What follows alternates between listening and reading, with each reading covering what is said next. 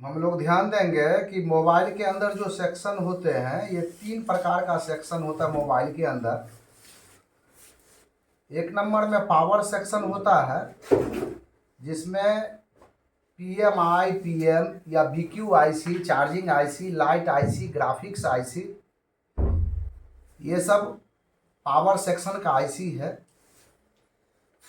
उसके बाद data section होता है, जिसमें CPU, रैम और यहाँ पर रोम लगा हुआ है। जब रैम रोम एक जगह मर्ज हो जाता है, जब रैम रोम एक ही IC में मर्ज होता है, उसे eMMC बोला जाता है। और जब eMMC फॉल्ट आता है तो वो IC डैम्प हो जाता है, फाइल हो जाता है। उसको क्लियर करके UFX बॉक्स पर क्लियर करके और उसको फिर से रिवॉल्व करके डाल दिया जाता है, तो प्रॉब्लम सॉल्व हो जाता है। और CPU के लिए सिर्फ रिवॉल्विंग काम करता है।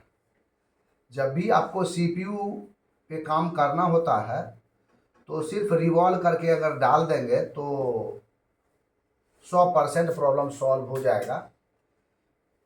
कोई भी फॉल्ट आता है तो CPU पर ही रिवॉल्व करना पड़ता है, इसलिए कि सारा डाटा लाइन और clock, serial data, serial clock और बहुत सारा फीडबैक लाइन है जो इससे आउटपुट सिग्नल लाइन है जो जुड़ा हुआ है। इसीलिए इसको रिवॉल्व करके डालने से कोई भी फॉल्ट प्रॉब्लम सॉल्व हो जाता है, जैसे कैमरा फॉल्ट हो, सिम जैक फॉल्ट हो। ये सब जब फॉल्ट आता है तो CPU को रिवॉल्व करना होता है। लेकिन हम कैसे जानेंगे पावर सेक्शन कौन सा है, डाटा सेक्शन कौन सा है और नेटवर्क सेक्शन कौन सा है? तो हम सबसे पहले जानेंगे पावर सेक्शन के लिए जो बैटरी कनेक्टर है, ये ध्यान देंगे।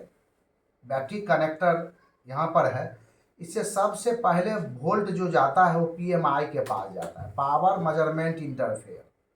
ध्यान देंगे यहाँ पर देखिए, यहाँ पर एक IC लगा हुआ है, ये PMI है। इसको PMI भी बोलते हैं, लेकिन ये BQ IC। इसमें charging IC, DC to DC converter IC या फ्यूल गेज IC इसके अंदर मर्ज होता है। तो चार्जिंग जब नहीं लेगा तब भी यही फॉल्ट होगा। जब आपका DC से DC में कन्वर्ट वोल्ट नहीं करता है तब भी इसमें दिक्कत होगा। और फ्यूल सही से बैटरी जितना चार्ज है वो नहीं बता रहा है सही रूप से, तो फ्यूल गेज में दिक्कत है, तो फिर भी इसी IC पर काम करना होगा। और इसके नज़दीक ये लगा देख रहे हैं हम लोग, ये VPH वोल्टेज बनाता है। और VPH वोल्टेज का मतलब क्या होता है? V का मतलब होता है वोल्टेज, H का मतलब क्या होता है? VP पावर, और H का मतलब हाउस। समझिए क्या होता है?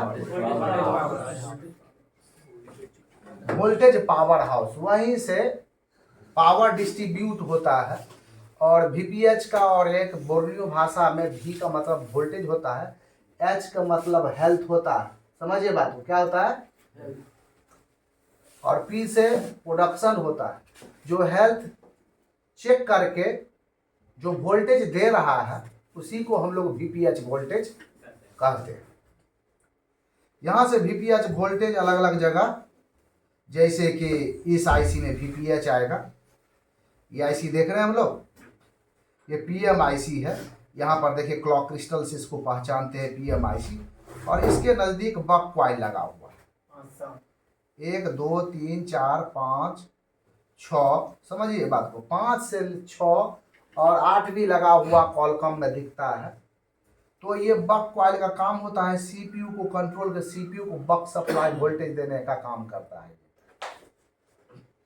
तो पावर सेक्शन का हम ऑल सेक्शन को पहचानेंगे। कैसे पहचानेंगे कि नेटवर्क सेक्शन कौन सा है? तो सबसे पहले जहां पर आपको एंटीना टिप दिख रहा है, यहाँ पर देखें, एंटीना का जहां से आपको सर्किट दिख रहा है, एंटीना स्विच दिख रहा है, उसके इर्द गिर्द जो भी हीट सिंक लगा हुआ है उसके अंदर नेटवर्क सेक्शन। और नेटवर्क सेक्शन में ध्यान देंगे, यहाँ पर एक IC ये है, एक IC ये है, एक IC यहाँ पर है, और ध्यान देंगे यहाँ पर भी एक IC है।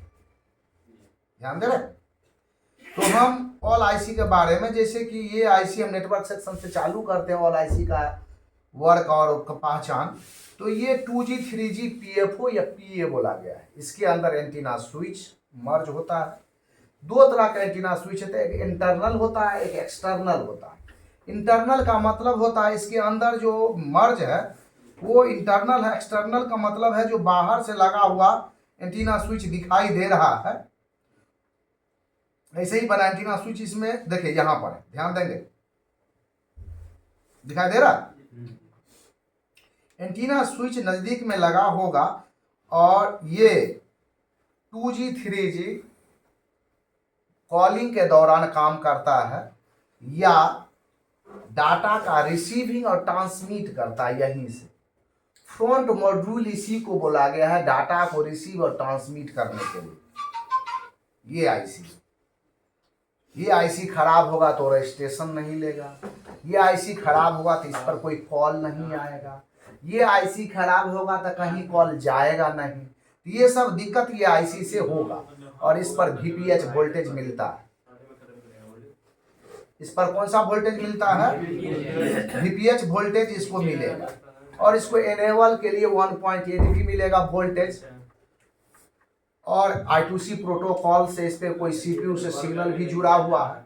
इसको कमांड करने के लिए, रीड करने के लिए इसके अंदर जो डाटा रिसीविंग और ट्रांसमिट होगा और तब वो कैरियर सिग्नल बनता है, तब सिग्नल को कैरी किया जाता है। समझिए बात को, कैरी मतलब ढोया जाएगा। कोई भी चीज हम लोग कैरी करते हैं, तो कोई भी डाटा रिसीव होगा, ट्रांसमिट हो रहा, तो यहाँ पर कैरियर सिग्नल यहीं से मिलेगा। लेकिन ये DRX है, समझिए कौन सा है, यहाँ पर ध्यान देंगे। DRX का मतलब तो डायरेक्ट ये रिसीव करता है। क्या करता है? डायरेक्ट रिसीविंग, इसी का नाम है, डायरेक्ट रूप से रिसीव। अब इससे मतलब नहीं होगा, ये एंटीना स्विच से डायरेक्ट रूप से रिसीव डाटा को कर लेगा और 4G IC को दे देगा। तो यहाँ पर हम 2G IC को समझे, ये प्रिंटेड आईसी होता है। कौन सा आईसी होता है? Printed IC. जब ये खराब हो जाए, नमी पानी टूटी आ जाने से ये खराब हो जाता है, तो इसको कुछ नहीं करना है, इसको निकाल लेना है और इसके नीचे जो PPD पेस्ट है, उस PPD पेस्ट को हम डिसोल्डर वायर से साफ करेंगे और एक नया PPD पेस्ट वहां पर हम लगा देंगे। बॉल बनाने की जरूरत नहीं, तो लगा देंगे और फिर से आईसी को वहां पर बैठा देंगे तो आपका 95% प्रॉब्लम सॉल्व हो जाएगा। ये आईसी बहुत जल्दी खराब नहीं होता। उसके बाद यहां देखेंगे, ये बॉल आईसी आपको है और यही RF आईसी है। RF आईसी का मतलब समझ रहे हैं? RF का मतलब होता है रेडियो फ्रीक्वेंसी। ये ऑटो ट्यून करता है, ऑटो सिग्नल बनाता है, एनालॉग इसको वोल्टेज बनता है और ये डिजिटल में उसको कन्वर्ट करता है और तब 4G IC और 2G 3G IC को मैनेज करता है और तब वहां से RX रिसीविंग और ट्रांसमिटिंग काम होता है। ये अगर खराब हो जाता है तो नो सर्विस में सेट रहता है। किस चीज में रहेगा सेट? नो सर्विस में सेट रहेगा। नो सर्विस में जो सेट है उसमें सबसे पहले आपको MEI number, baseband file, radio on है कि ऑफ है, ये सब हम लोग चेक करते हैं। अगर बेसबैंड अननोन है तो बेसबैंड इसी में, बेसबैंड अगर अननोन है सेट पे तो बेसबैंड इसी के अंदर, तो इस आईसी को चेंज करना होगा। MI नंबर करेक्ट है तो आप सॉफ्टवेयर से MI नंबर रिपेयर होगा। रेडियो अगर ऑफ है, ये हार्डवेयर फॉल्ट। क्या है? रेडियो जब ऑफ है, हार्डवेयर फॉल्ट है। हार्डवेयर 1.8 एनेबल के लिए सेकेंडरी टू प्राइमरी बोर्ड में जो है उससे भी दिक्कत होता है, या RFIC से भी दिक्कत होता है, या आपको ये CPU से भी दिक्कत हो सकता है। RFIC को पहचाने, DRX को भी पहचाने, डायरेक्ट रिसीविंग। अब यहां पर देखेंगे 4G IC। ये जो IC दिख रहा है आपको, ये 4G IC। 4G IC का काम होता है, एक होता है लो बैंड, एक होता है हाई बैंड। तो लो बैंड पर हम लोग 2G 3G लो बैंड पे काम करता है और 4G 5G हाई बैंड पर काम करता है। तो हाई बैंड रिसीविंग और ट्रांसमिटिंग का इसी का काम। जब हम डाटा चलाते हैं, यूट्यूब चलाते हैं या गूगल पे हम सर्च करते हैं, तो जितना फास्ट सिग्नल मिलता है उतना फास्ट काम करता है, डाटा रिसीव ट्रांसमिट होता है। तो ये अगर आपका खराब हो जाए तो यूट्यूब नहीं चलेगा, बफरिंग करने लगेगा। क्या करने लगेगा? बफरिंग। बफरिंग का मतलब आपका 4G डाटा नहीं चल रहा है। तो इस पे VPH भी वोल्ट आता है, इनेबल सिग्नल भी आता है, VPH भी आता है, इनेबल सिग्नल भी आता है, और इसको APT-IC कमांड करता है, average area tracker. Average area tracker जिसको हम APT बोलते हैं, APT-IC इसको 1.9 या 2.9 के लगभग इसको वोल्टेज दे करके इस कुछ सेक्शन को एक्टिवेट करता है, और तब कोई भी डाटा रिसीव और ट्रांसमिट हो पाता है। तो हम लोग 4G IC को पहचाने, लंबा है, आयताकार है, और यहाँ देखिए सबसे अलग लगा हुआ, नहीं देख लीजिए पहचान के लिए, उस तरह इस अलग उस तरफ है 2G RFIC DRX, इधर क्या है 4G IC। क्या दिक्कत? तो 4G IC को हम लोग पहचाने, ये आयताकार है, और ये देखिए वर्गाकार है, एंटीना स्विच से नजदीक में जुड़ा है। इसको PFO भी बोला जाता है, power filter oscillator network IC को बोला गया, इसको RFIC। तो हम नेटवर्क सेक्शन का IC को पहचाने, उसका वर्क भी जाने, उसके बाद हम पावर सेक्शन, इसको हम लोग PM बोलते हैं। क्या बोलते हैं? PMIC। और ये क्रिस्टल्स इसको पहचानते हैं। ये 2600 लिखे देखिए, 2600 मेगाहर्ट्ज का एक सिग्नल बैंड बनाता है, क्लॉक क्रिस्टल। इसका नाम क्या है? Clock crystal. ये पहले RTC आता था 2G 3G में, रियल टाइम क्लॉक, एक टाइम क्रिएट जनरेट करता है क्लॉक वोल्ट, बेबी क्लॉक। सबसे पहले ये बेबी क्लॉक बनाता है, और बेबी क्लॉक बना करके CPU को दे देता है। पावर भी इनबिल्ट होता है, CPU को भी दे देता है, और CPU उसको स्लीप क्लॉक बना करके देता है, तब सर्किट पूर्ण रूप से काम करता है। इसका बहुत ज़्यादा योगदान है। ये अगर खराब हो जाए तो सेट ब्लिंक हो जाएगा, सेट डेड हो जाएगा, और आपके सेट में टाइमिंग कभी नहीं मिलेगा। अगर जान लीजिए कि सबसे पहले अगर नेटवर्क नो सर्विस में, तो सबसे पहले उस सेट का टाइमिंग आप मैनेज करेंगे, टाइमिंग मिलाएंगे। सिम अगर निकाल देंगे और उसके बाद लगाएंगे, तो कोई कोई सेट क्या होता है, सर्वर ऑफ होता है या नेट ऑफ रहेगा, तो उसको एक टाइमिंग मिलाना होगा। टाइमिंग मिलाएंगे तो नो सर्विस से ऑन मोड में चला जाएगा। हम लोग ये चीज़ नहीं देखते, हम लोग टाइमिंग नहीं देते हैं कि टाइमिंग सही है कि नहीं। सर्वर टाइम मिलेगा तभी आपका नेटवर्क आएगा। तो ये सब चीज़ भी हम लोग को देखना है। तो यहाँ पर हम PMIC को देखे, क्लॉक क्रिस्टल से पहचानते हैं, बकवाई लगा रहता है इसके इर्द गिर्द। ये खराब होता है, सेट डेड होगा। इसी से स्विचिंग, इसी से किसी भी IC को इनेबल करना है तो वोल्टेज मिलेगा, और इसी से बक सप्लाई। इसके अंदर 5 काम होता है, इस IC के अंदर 5 वर्क है, स्पेशल वर्क इसके अंदर है। जैसे कि 1 नंबर में है बक सप्लाई बनाएगा। क्या बनाएगा? CPU के लिए। दूसरा होगा हर IC को इनेबल कर, तो यहीं से इनेबल दूसरा काम।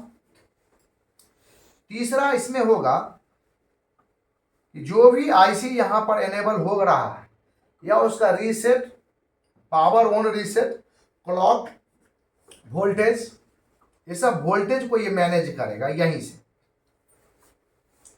और अलग अलग सप्लाई को, अलग अलग सर्किट को PCB बोर्ड में अलग अलग IC को देने का काम करेगा। ये IC खराब हो जाएगा, स्विचिंग नहीं लेगा। ये IC खराब हो जाएगा, सेट डेड हो जाएगा। समझिए बात को, ये सारा प्रॉब्लम इसी से आएगा। CPU को सही वोल्टेज नहीं जाएगा तो सेट ऑन होगा नहीं। ये देखिए, पहला बैटरी कनेक्टर से पहला वोल्ट इसी BQ IC को मिलता है। यहाँ देखिए वो लिखा है फ्यूज टाइप रजिस्टर, ध्यान देंगे क्या है? फ्यूज टाइप रजिस्टर 0 ओम का रजिस्टर होता है। इसमें बाईपास जंपर होता है। इसके नजदीक ये जो लगा हुआ बड़ा बड़ा, ये NPC नन पोलराइज कैपेसिटर, इसका दोनों पोल नन होता है। ये खराब होने पे पूरा सर्किट को शॉर्ट कर देगा, और जिसको चेकिंग मालूम है इसको हटा करके और दूसरा हम लगा देंगे तो प्रॉब्लम सॉल्व हो जाएगा। यहाँ कोड टाइप रजिस्टर है, ये VBAT लाइन में लगा होता है। समझिए, बैटरी कनेक्टर से सबसे पहले इधर वोल्ट आएगा, इससे होते हुए इसमें जाए। और यहाँ पर ये देखिए लाइट सेक्शन है, ये इसके नजदीक लगा हुआ देखिए AD लिखल है। AD डायोड होता है, ये रेक्टिफायर डायोड है। कौन सा डायोड है? Rectifier diode. ये सीरीज रूप से लगा होता है। यहाँ पर ये बूस्ट कॉइल है, यहाँ पर ये आईसी लगा हुआ, यहाँ पर ये फीड टाइप रजिस्टर, ये नॉर्मल कॉइल है, ये एनपीसी लगा हुआ है, ये वीपीएच बनाने के लिए बूस्ट कॉइल लगा है। यहाँ पर देखेंगे ओबीपी लगा है, ओवर वोल्टेज, देखिए लिखा भी है, इसको साफ करेंगे, देखिए इधर लिखा हुआ ओवीपी का मतलब हो तो ओवर वोल्टेज प्रोडक्शन। ये किस लाइन में लगा होता है? V bus line. 5 वोल्ट की सप्लाई, चार्जिंग सप्लाई जो होता है वी बस, वो चार्जिंग 5 वोल्ट की सप्लाई बीक्यू आईसी को मिलेगा। तो बीक्यू आईसी को अगर मिलेगा तो इसे ओवीपी होते मिलेगा। ये ओवीपी खराब हो जाए तो इसी को हम बाईपास जंपर करते हैं। यहाँ देखिए छील लेंगे और इधर छील के जंपर करेंगे तो बाईपास हो जाएगा, चार्जिंग लेना चालू हो जाएगा। तो यही बीक्यू आईसी है, प्राइमरी पावर आईसी। और ये सेकेंडरी पावर आईसी, ये प्राइमरी पावर आईसी, ये सेकेंडरी पावर आईसी। पहले प्राइमरी पावर आईसी में जाएगा वोल्टेज, तब सेकेंडरी पावर आईसी में जाएगा। वो वीपीएच डीसी से डीसी में कन्वर्ट करके वीपीएच को देने का काम करेगा। और इसके इर्द गिर्द अगर वीपीएच आपको जानना है, चेक करना है, तो कहीं नहीं जाने का जरूरत है। आप पीएम को पहचानते हैं, उसके नजदीक ये जो देख रहे हैं इसे, ये दोनों लगा हुआ, इसके नजदीक जो लगा हुआ है एनपीसी, इस एनपीसी पर एक तरफ बीप होगा, जीआर बोर्ड में चेक करने पर एक तरफ जीआर होगा। वहां पर अगर जीआर और एफआर चेक कर लेते तो आप पूरे वीपीएच का चेक कर लेंगे, उसका शॉर्टिंग, लीकेज, ओपन निकाल लेंगे। यहीं से अब बीप वहां पे होता है। और यहां पर ध्यान देंगे, यहां पर नॉर्मल कॉइल लगा हुआ, ध्यान दे रहे हैं, ये सब कैपेसिटर है, ये फ्यूज है, ये कैपेसिटर है, लेकिन ये कॉइल लगा हुआ। जहां पे डबल कॉइल, डबल फ्यूज लगा है वही ऑडियो सेक्शन एम्पलीफायर कोवा आईसीसी को बोला है। रिंगर के लिए यही वोल्टेज बना के देता है, तब रिंगर बजता है, रिंगटोन कोई पीछे दिखाई दे रहा है कि नहीं दे रहा है? यहाँ डबल फ्यूज या डबल कॉइल लगा होता है। इस कॉइल से ना रिंगर टिप्स पर हम बीप चेक कर सकते। अगर ओपन हो जाएगा तो यहाँ से बाईपास जंपर कर देंगे तो प्रॉब्लम सॉल्व। मान लीजिए बोर्ड टू बोर्ड पत्ता खराब हो गया या कनेक्टर खराब हो गया, सब चीज चल रहा लेकिन मेरा रिंगर नहीं बजेगा, हम यहाँ से कंटिन्यूटी चेक करेंगे। अगर कंटिन्यूटी नहीं होगा तो बाईपास यहाँ से जंपर कर देंगे, प्रॉब्लम सॉल्व।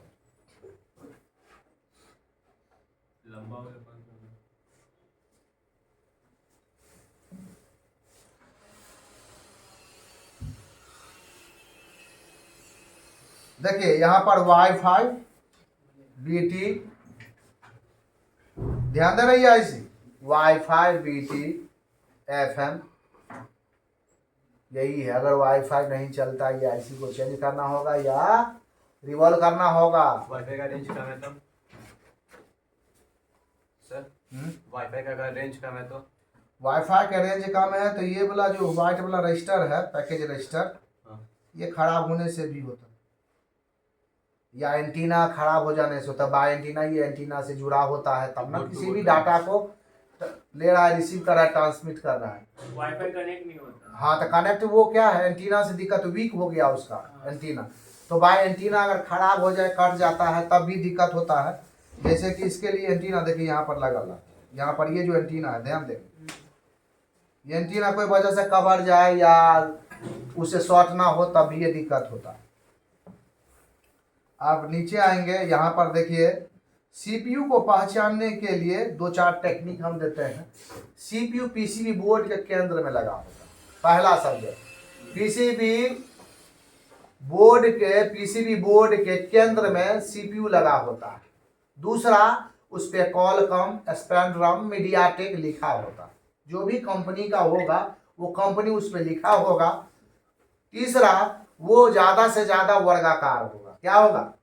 वर्ग का मतलब होता है सभी भुजा जिसका समान हो, जिसका सभी भुजा समान हो उसे हम लोग वर्ग बोलते हैं। तो ये वर्गाकार होगा, पीसीबी बोर्ड के केंद्र में होगा और इस पर लिखा होगा मीडियाटेक, कॉलकॉम, स्पेक्ट्रम, ये सब लिखा होगा।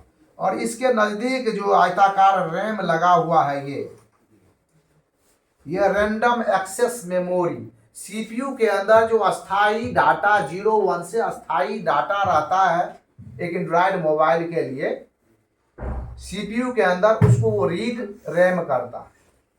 सीपीयू का मतलब सेंट्रल प्रोसेस यूनिट, रैम का मतलब रैंडम एक्सेस मेमोरी।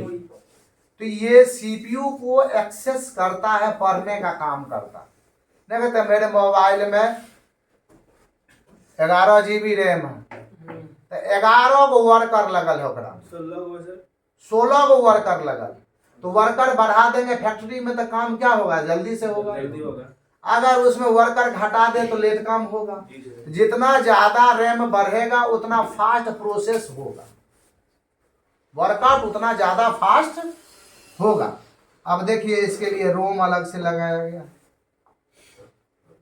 रोम का मतलब होता है इंटरनल मेमोरी कार्ड। एक होता है इंटरनल, एक होता है एक्सटर्नल। तो बाहर से जो हम लोग मेमोरी कार्ड लगाते हैं और इसके अंदर जो है इंटरनल। अब ये मेमोरी कार्ड 256 GB हो सकता है, 128 GB हो सकता है। ये मेमोरी कार्ड में डाटा रिसीव और ट्रांसमिट, इसमें कोई भी डाटा दे सकते हैं और निकाल सकते हैं। इसमें सब चीज रख सकते हैं, कोई भी गाना भर के कुछ भी रख सकते हैं। लेकिन रैम में आपका एक वर्जन होता है, उस रैम में उसी वर्जन का हम एप्लीकेशन देते हैं, डाउनलोड करते हैं। बंद करो, 20 मिनट